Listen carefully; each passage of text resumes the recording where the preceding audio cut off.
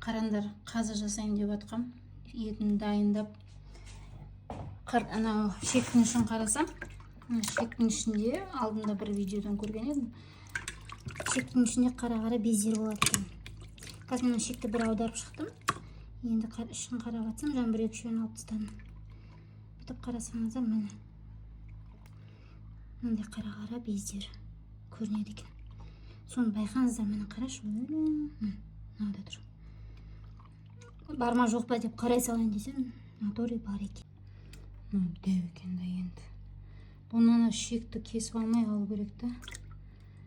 Опасный. Бүйтіп алып тастаймыз.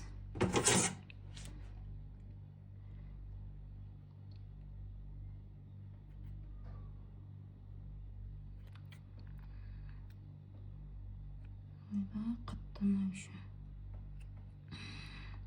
Фой, блин, міне. Шығады екен кәдімгіде. Құрт қой мына. Құрт мына кәдімгі. Ойбай, міне. Ұзын құрт шықты. Көрініп тұр ма? Так что алып тастаймын. Құрт жеп,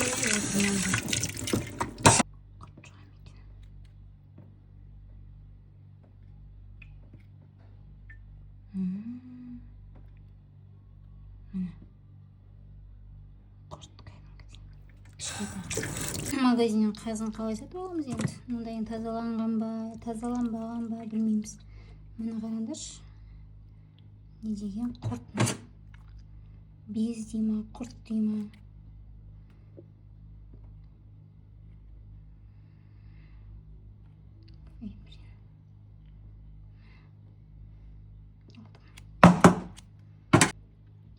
Өстіп тексеріп, сосын барып салыңыздар.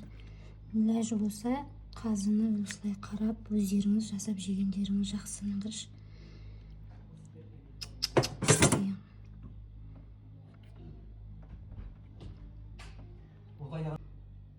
Құрт қой, натуре құрт қой, мен.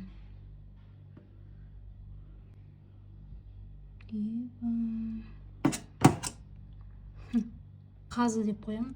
Шек қой бұл, шек. Қазы жасаймыз шектен. Ішіне ет саламыз, қазір май, чеснок. Тазалап салу керек. Сүрлеп ше.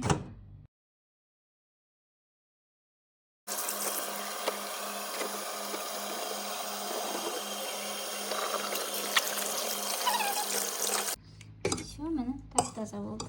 Енді жасай береміз. Тексеріп, қазы айландырайық енді. 1,5 метрге қазы шықты.